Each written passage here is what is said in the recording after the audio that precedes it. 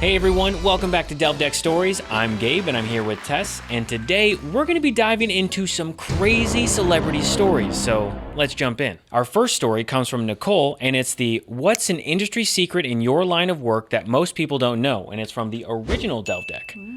I don't think people realize how utterly neurotic a lot of celebrities are. I think we all knew that. That makes sense. Yeah. That checks out. I used to work as an assistant for a famous actress, and she was the most anxious and paranoid person I've ever met in my life. Very needy and constantly looking for validation. All of this makes sense. Makes sense. If we went to an event, she'd seem all charming and easygoing around everyone else. But as soon as we were alone, she'd be like, "Do I smell okay? Do I have BO? Sniff my pits." And then she'd shove her underarms in my face. Okay, I feel like that's a little bit of abuse. That's too much. Yeah.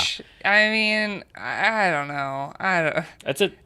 That's too far. You have to be pretty good friends with somebody to be like, "Hey, do I smell bad? Smell me." Yeah. Sniff Also, me. if this is a concern, why not just bring deodorant with you, right? Yeah. Sniff your own pits. Yeah. She never smelled bad, but was really concerned about this for some reason. If she had even a sip of alcohol at a party, she'd spend the rest of the night apologizing for smelling like a distillery and insist she wasn't usually a big drinker, which was true. But she really made a point to tell people. Seems like she's maybe looking for attention, validation. She's like really obsessed with the way she smells. Yeah. I feel like somebody when she was a kid was like, "You smell bad," and then this is just like traumatizing. It's followed her for the rest of her life, and she'll never get over it. I mean, you can never get over bad odor. She was very concerned people were spreading rumors she had a drinking problem, even though she rarely drank at all. She also had a total fixation about odor and insisted I keep a whole buffet of breath mints, deodorant, wipes, and other such products in my bag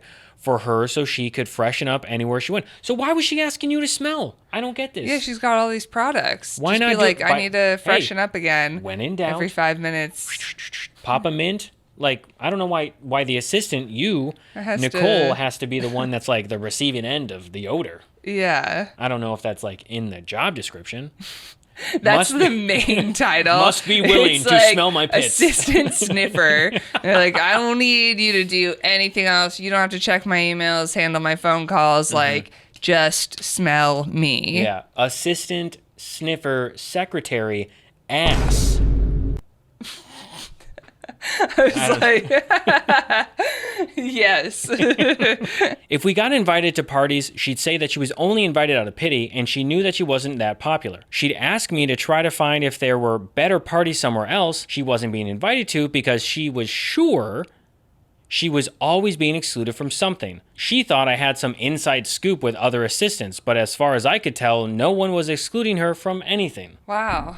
I feel like I have anxiety for Nicole being the assistant of this celebrity. Yeah. Sounds like a train wreck.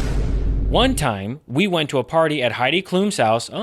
And we spent most of the evening in the bathroom, with me trying to talk her down from a near panic attack because she was convinced the other guests were bad-mouthing her and making fun of her. I actually don't think the other guests even knew she was there because she wouldn't come out of the bathroom. I ultimately left the job because it was starting to be a drain on my mental health. Oh, yeah. I mean, I'm already... This is exhausting. I'm feeling it myself from reading this. Constantly trying to reassure her and manage her anxiety. I felt more like a therapist than an assistant. I mean, based on the story, yeah. And also, like, I also would think that this isn't that uncommon for an assistant to really, like, weigh or hold on to all that weight from someone. Everyone I know who has been an assistant has stories like this. It doesn't sound like a very fun job. No, I mean, like, you've got to run all the errands, pick up the laundry, do this, set up the appointments, and then everything in between where it's like, "Oh, can you do this? Can you stay late? Can you listen to me vent?" And you're like, "Oh, man, I got a life too, man." Yeah, it's like, I'm trying to deal with all of that in my personal life. I can't my relationship at home is on the fritz right now because of you. Yeah. This person didn't reveal, probably for many reasons, who this was, but I would love for people to guess who they think it is. Who do you think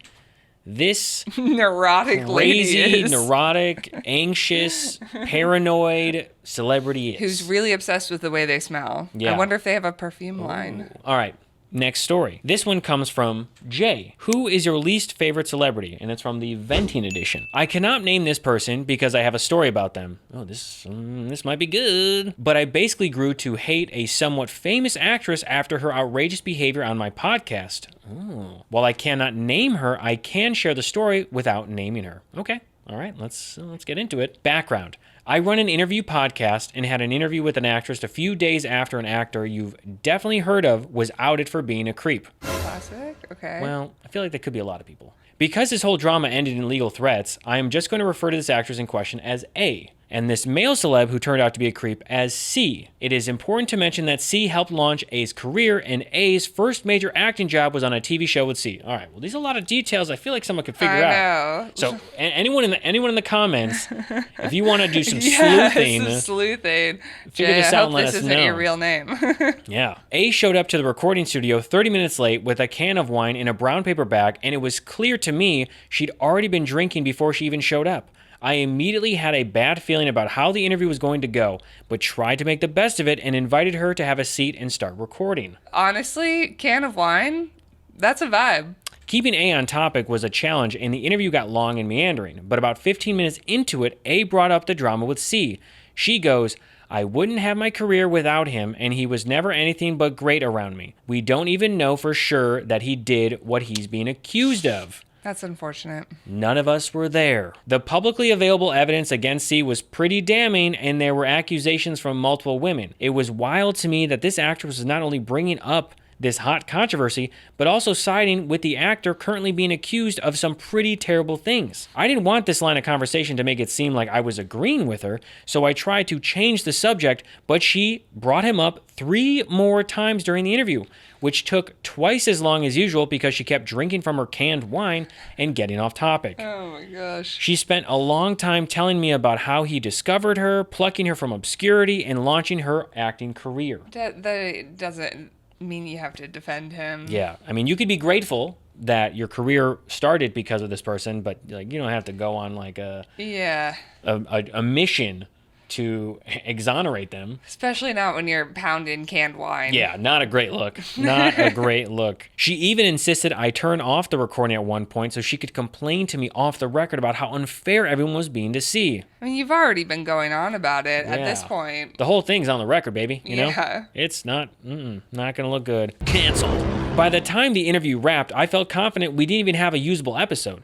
She was so clearly drunk and incoherent and made the entire thing about the drama with C and what a good guy he is and how much he helped her. She barely engaged with my questions about her own career, and overall the interview was a mess. I feel like she's going through it. Yeah. Whatever. She's like going through it in that moment. She's Yeah. like, everyone's being so mean. She's and like, knows." he was totally fine. I'm not getting wine drunk in the middle of the day to cope with this. You know what they say?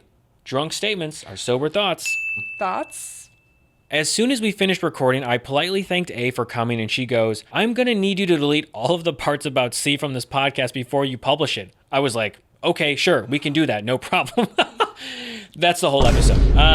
At this point, I just wanted A gone and would have agreed to anything to be done talking to her. I was pretty sure I wanted to scrap the whole episode anyway. Yeah, I would have done that too. I'd be like, oops, sorry. Yeah. Sound engineer really screwed up the audio. Couldn't use that at all. Or just, I would be like, oh, you want to scrap all of that? That's the whole episode. Yeah. That's It all was you talked about. You venting about So, C. That's fine. We aren't going to post the episode. Yeah. Check into rehab. Yeah. Honestly, like, you have a problem, you're working through some stuff, and I don't want to be your therapist right now. I was about to call my booker to let her know how poorly it had gone, but my booker was calling me. After A left the studio, she called my booker to yell at her about the interview and claimed to the booker that I'd spend the entire interview harassing her about the scandal involving C. Yo, there's literal audio tapes. Like, Yeah. we got you on 4K. There's no way that anyone can be like, oh, it was so unfair, da-da-da, and then be like, all right, we'll just play it, She's just play it like- unedited. Listen to yourself. That's just what happens when you're drinking canned wine. She's like got to the point where she's like in just like a unhealthy, miserable drunk, and she's like, Definitely.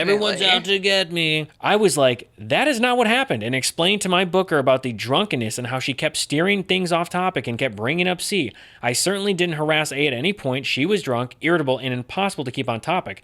Any problems arising from the interview were her doing.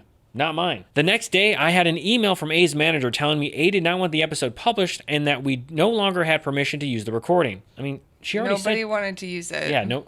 She Nobody already wanted told it. A. She was like, look, I'm not going to use it. Whatever. I'm good. Yeah. A had already signed a waiver allowing us to use the recording, but I was already planning to scrap the episode, so I didn't really care. A's manager threatened to sue. What?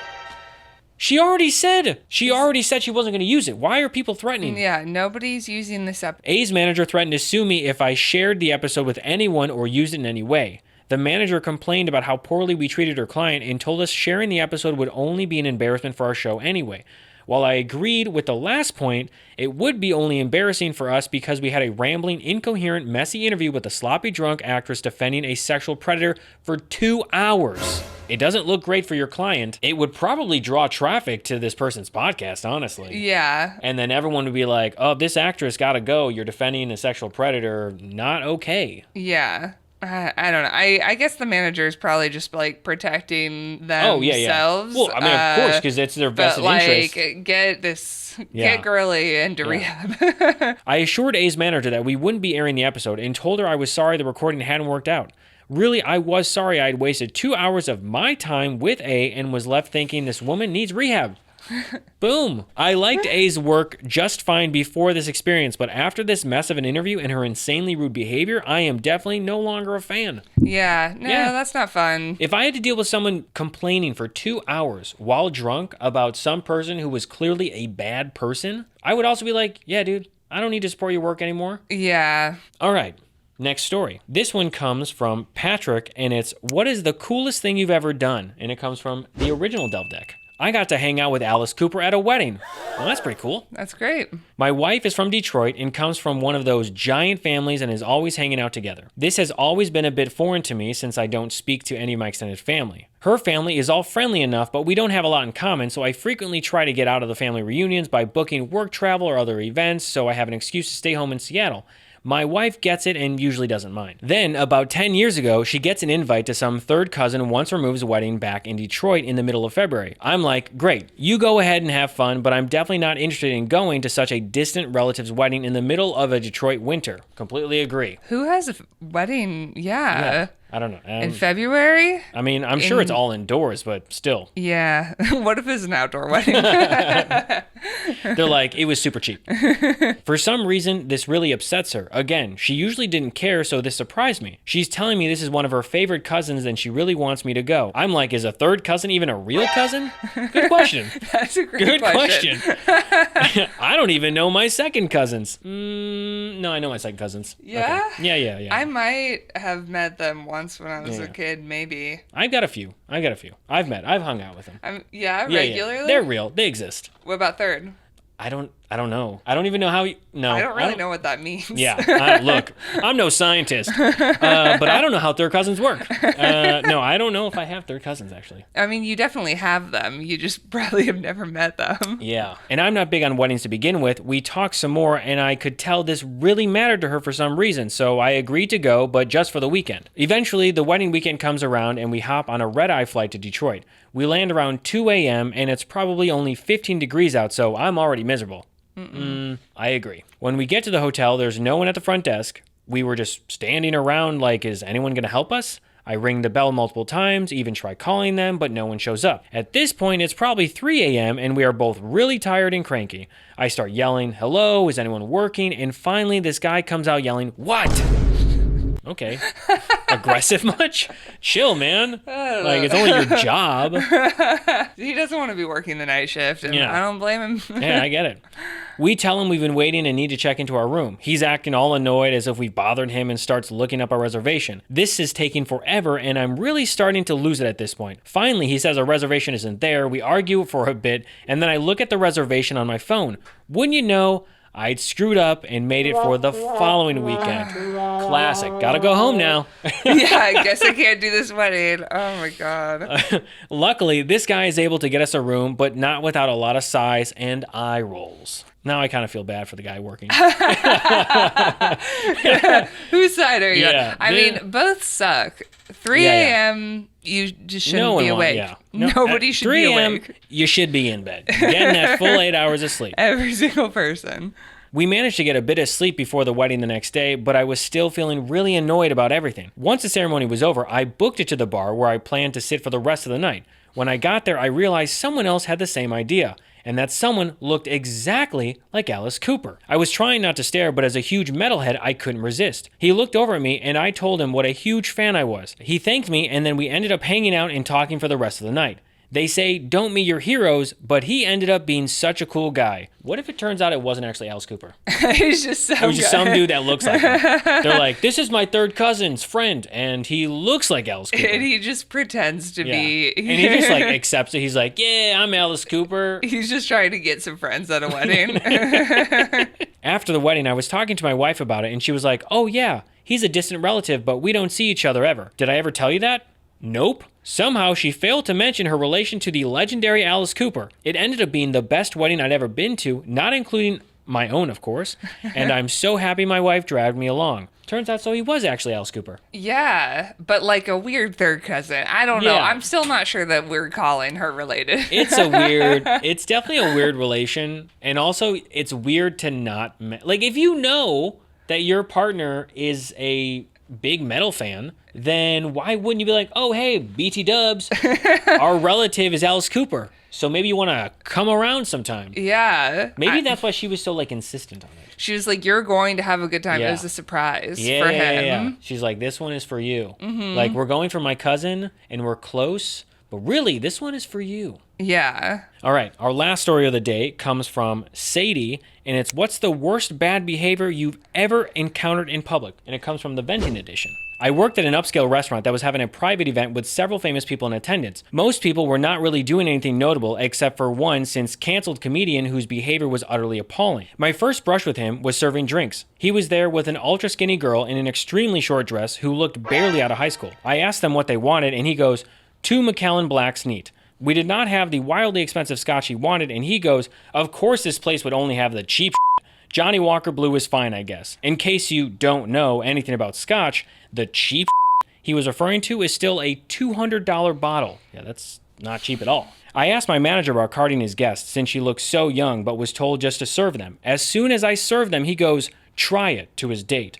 She takes a sip and starts coughing, and he laughs like this is hilarious. Okay, well, that just seems like a mean prank. I feel like I have thoughts about who this is. Yeah, who do you guys think this is? Because I'm not sure yet. I have some thoughts. I don't know yet. Every time I caught sight of what he was up to, he was being loud and boorish. I kept hearing him bark, get a shot of this, and this one's for the gram, to his date. Oh my God. It's just like annoying. Yeah. Who he had photographing and filming him most of the evening. I went to the bathroom at one point and his date was in there looking red-eyed, splashing water on her face. Yeah, she was probably like drunk and miserable because this guy's laughing at her face. Yeah. Sounds like a terrible date. I asked her if she was okay and she goes, yeah, I'm good. I just need a minute. I'm sure she thought it would be glamorous going to a fancy party with a famous comedian, but the guy was such a jackass. Even the other attendees seemed annoyed with his behavior, but he appeared totally oblivious to how annoying he was being. When he was outed as a creep a few years later, I was not the least bit surprised. Yeah, I wonder who this is. I have strong feelings, but let us know in the comments who you think it is. This is obviously some creepy